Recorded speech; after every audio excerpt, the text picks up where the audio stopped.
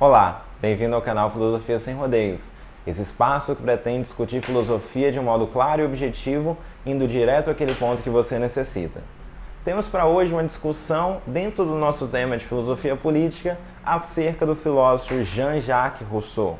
Esse filósofo que é muito importante, filósofo dentro do contexto do iluminismo, que tem muitas coisas interessantes, reflexões muito importantes, embora sendo considerado iluminista, o seu pensamento se distancia um pouco dos outros iluministas. Mas a gente vai entender com calma isso. Vamos lá. Primeiramente, partindo então do mesmo ponto que nós partimos sobre Thomas Hobbes e sobre John Locke. Vamos partir da discussão acerca do estado de natureza. Isso você já deve saber, isso você tem que saber. Se você não sabe, ainda aconselho que você veja os vídeos sobre Thomas Hobbes e sobre John Locke.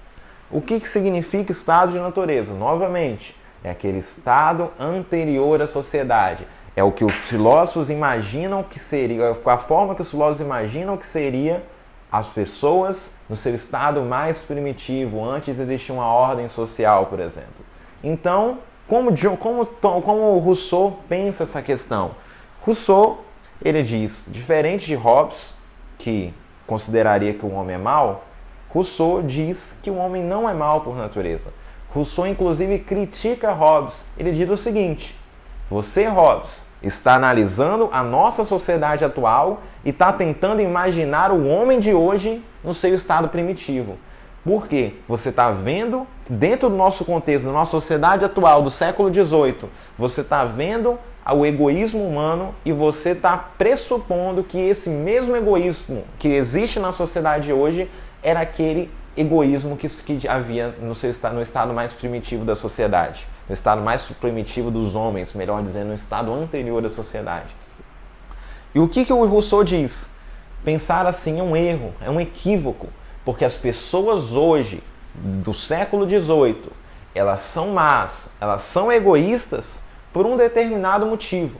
A gente vai entender isso por quê. Olha só, mas indo aqui com calma. Como que é o homem no estado de natureza para Rousseau? O homem no estado de natureza, ele vivia isolado, livre e feliz. Havia amor de si e piedade vigorando. Ele considera que essa hipótese é tão verossímil como a de Hobbes, inclusive ainda superior, porque a do Hobbes ela acabou sendo bastante aceita pelas pessoas, mas o Rousseau ele quer colocar essa outra hipótese ali em paralelo, considerando inclusive que a sua hipótese era superior, sua hipótese era mais plausível. E isso, a gente tem a figura do bom selvagem, que é algo muito famoso, ser cobrado nos Enems, nas provas, que a ideia é justamente o seguinte: Rousseau, ele diz que existem povos que, mesmo sendo selvagens, apesar de serem selvagens, eles não são maus, eles não possuem essa maldade, esse egoísmo colocado neles. E o que acontece? Rousseau ele vai dizer o seguinte: o que fez com que os homens se tornassem maus foi a sociedade. Só que o que acontece? Muitos alunos nesse ponto me perguntam a seguinte questão: mas professor, se a sociedade é feita por homens, como pode que a sociedade feita por homens que não são maus seja uma sociedade maligna, seja uma sociedade egoísta, seja uma sociedade competitiva ao extremo? Como que isso acontece? Rousseau ele vai explicar isso partindo da ideia da primeira desigualdade. A primeira desigualdade é que fez com que os seres humanos se tornassem competitivos e egoístas. Isto é, Rousseau está defendendo que a desigualdade entre os homens é a causa da maldade e a causa do egoísmo. E para isso, para entender então, se entendemos que a desigualdade é a causa da maldade, a causa do egoísmo, é necessário que a gente entenda onde está a raiz da desigualdade. O que fez que o ser humano se tornasse desigual? Rousseau ele vai fazer uma argumentação sobre isso lá no segundo livro do Discurso sobre a Origem e Fundamento da Desigualdade entre os Homens.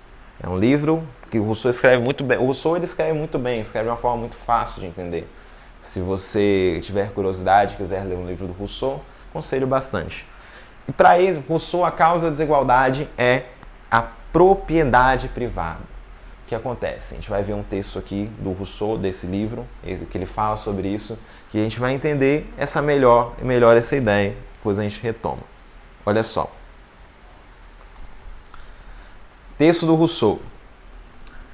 O primeiro que, tendo cercado um terreno, se lembrou de dizer: isto é meu, e encontrou pessoas bastante simples para o acreditar, foi o verdadeiro fundador da sociedade civil.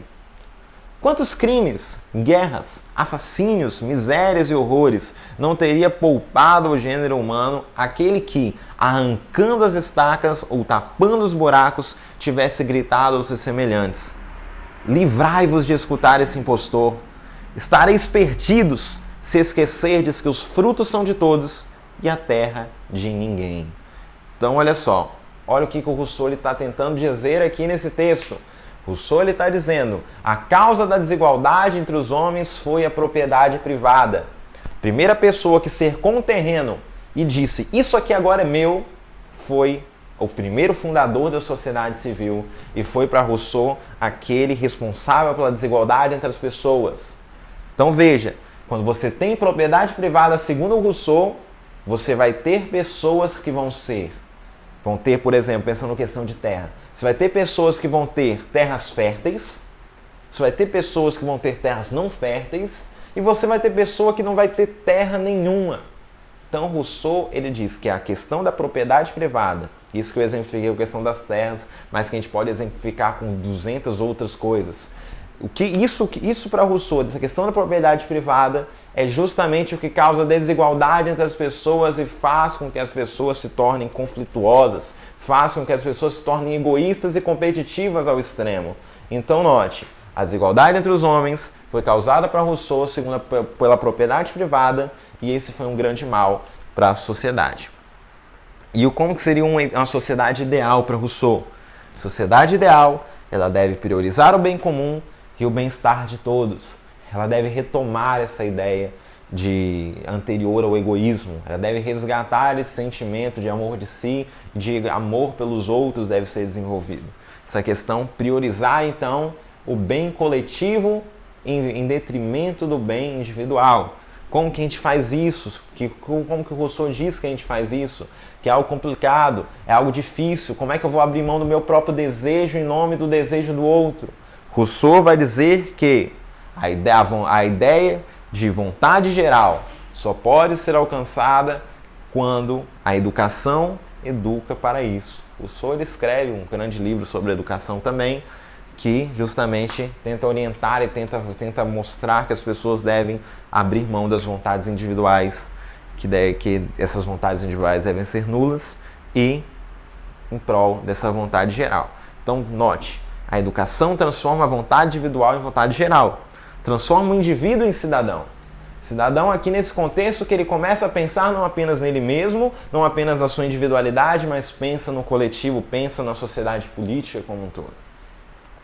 E a soberania nesse contexto, ela deve ser pertencente ao povo.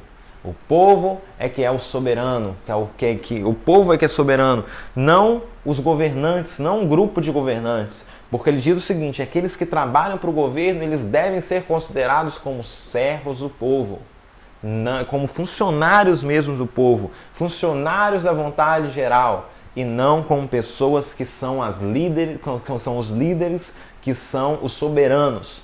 Então note, aqui dentro desse contexto do iluminismo a gente vê essa ideia. Isso aqui é bem coerente com o espírito iluminista. Embora essa questão que eu mencionei da propriedade privada é um pouco já distante do espírito iluminista de um modo geral. Que o iluminismo ele foi sobretudo um movimento burguês, um movimento que contrariou o antigo regime operado pela burguesia. E aqui o Rousseau, nesse ponto aqui, de ser contra a propriedade privada, ele se distancia um pouco dos iluministas. Aqui eu cumpro o que eu prometi de explicar sobre isso. E aqui, recapitulando, governantes são funcionários do povo, servos da vontade geral. E, ponto importante, é que o governo deveria prevenir a extrema desigualdade, não pela expropriação dos donos, mas evitando os meios das pessoas acumularem. Então note, o governo, para Rousseau, embora ele seja considerado aqui que ele tenha dado as bases para o socialismo, que ele tenha dado as bases para o comunismo, o Rousseau ele não está defendendo uma revolução no sentido que Karl Marx vai defender e que a gente vai estudar em breve.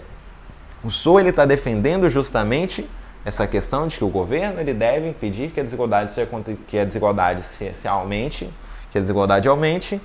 não fazendo com que os proprietários, as pessoas que tenham terra, as pessoas que tenham propriedades percam as suas propriedades, mas no sentido agora de tentar diminuir a desigualdade, tentar impedir que elas acumulem cada vez mais e mais e outras pessoas tenham menos.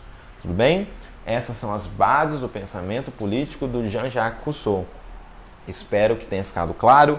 Se tiver ficado alguma dúvida, algum ponto obscuro nessa teoria, peço que me escreva, me mande um direct no Instagram, me escreva de algum modo que eu terei muito prazer em te responder. Agradeço demais pela sua presença, pela sua audiência nesse vídeo, por ter assistido esse vídeo até aqui e, mais uma vez, me coloco à disposição de vocês para qualquer coisa que vocês precisarem e digo que é um prazer sempre estar com vocês. Tá bom? Muito obrigado.